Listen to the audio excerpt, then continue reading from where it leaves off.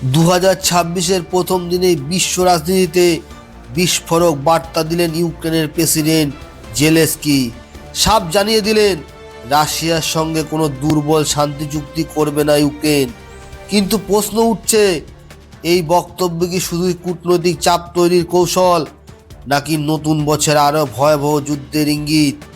জেলেনস্কির স্পষ্ট কথা, শান্তির নামে আত্মসমর্পণ নয়, ইউক্রেনের সার্বভৌমত্বের সঙ্গে আপোষ চলবে না।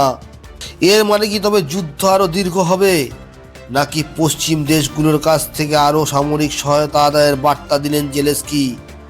রাশিয়ার প্রতিক্রিয়াও কম কঠোর নয়। মস্কো বলেছে ইউক্রেনের বাস্তব পরিস্থিতি মানতে অস্বীকার করছে, শান্তির দরজা খোলা থাকলেও শর্ত মানতেই হবে। বিশ্লেষকরা বলছেন নতুন বছরের শুরুতেই অবস্থান স্পষ্ট করে জেলেনস্কি আসলে তিনটি বার্তা দিলেন। ইউক্রেন যুদ্ধ থেকে পিছবে না, পশ্চিমা দেশগুলির সমর্থন আরও প্রয়োজন, রাশিয়ার চাপ মেনে নেওয়ার প্রশ্নই নেই। কিন্তু এর ফল কী হতে পারে দর্শক বন্ধু? সীমান্তে কি বাড়বে হামলা? ইউরোপ কি আরও গভীরভাবে যুদ্ধে জড়িয়ে পড়তে পারে? বিশ্ব অর্থনীতি কি নতুন ধাক্কা আসতে চলেছে? এই ভিডিওতে আমরা জানব জেলেনস্কির বক্তব্যের আসল তাৎপর্য, রাশিয়া ইউক্রেন যুদ্ধে পরবর্তী সম্ভাব্য দিক, নতুন বছরে সংঘাত বৃদ্ধির আশঙ্কা কতটা বাস্তব। নমস্কার দর্শক বন্ধু, আমি অভিক। শেষ পর্যন্ত দেখুন, কারণ এই যুদ্ধের প্রভাব শুধু ইউরোপ নয়, ছড়িয়ে পড়েছে গোটা বিশ্বে। নতুন বছরের গোড়াতেই রুশ ইউক্রেন সংঘাত বৃদ্ধির ইঙ্গিত। বর্ষবরণের রাতে জাতির উদ্দেশ্যে দেওয়া ভাষণে ইউক্রেন প্রেসিডেন্ট জেলেনস্কি জানিয়ে দিয়েছেন রাশিয়ার সঙ্গে কোনো দুর্বল শান্তি চুক্তি করবে না তারা। দীর্ঘদিন ধরে যুদ্ধের কারণে ক্লান্ত হলেও ইউক্রেনে আত্মসমর্পণ করার পথে হাঁটবে না বলেও জানিয়ে দিয়েছেন তিনি। তারা যে কোনো শর্তে রাশিয়ার সঙ্গে সন্ধি চান না। এখানেই থামেননি জেলেনস্কি, ফের নিজেই নিজের প্রশ্নের উত্তরে বলেছেন, আমরা কি ক্লান্ত? হ্যাঁ, আমরা ক্লান্ত। তার মানে আমরা কি আত্মসমর্পণ করার জন্য প্রস্তুত?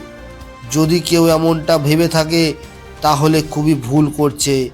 ঘটনাচক্রে সম্প্রতি রুশ প্রেসিডেন্ট পুতিন জানিয়েছেন তিনি মনে করেন যে যুদ্ধ চলবে এবং রাশিয়ায় বিজয়ী হবে।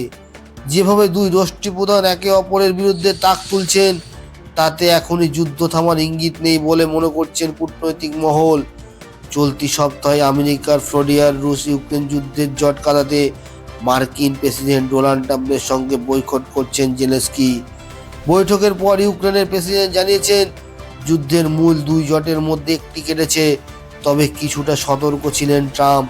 তিনি জানিয়েছেন ইউক্রেনের যুদ্ধ শেষের সমঝোতার চূড়ান্ত পর্যায়ে পৌঁছে গিয়েছে, শেষ ধাপের আলোচনা চলছে, তবে এখনই শান্তি চুক্তির জন্য কোনো সময়সীমা বেঁধে দেওয়া যাচ্ছে না। শীঘ্র যুদ্ধ থামবে বলে আশা প্রকাশ করেন মার্কিন প্রেসিডেন্ট।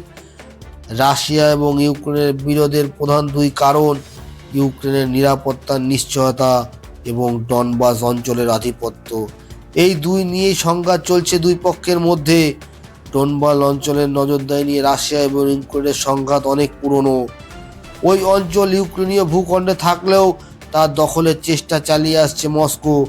যুদ্ধ থামানোর ক্ষেত্রে তাদের অন্যতম শর্ত এই ডনবাস থেকে জেলেনস্কির সেনা প্রত্যাহার।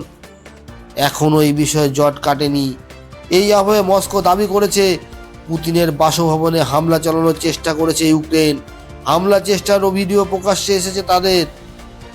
ইউক্রেনের পাল্টা দাবি, তাদের সরকারি ভবনগুলোতে হামলা করার অজুহাত খুঁজছে মস্কো।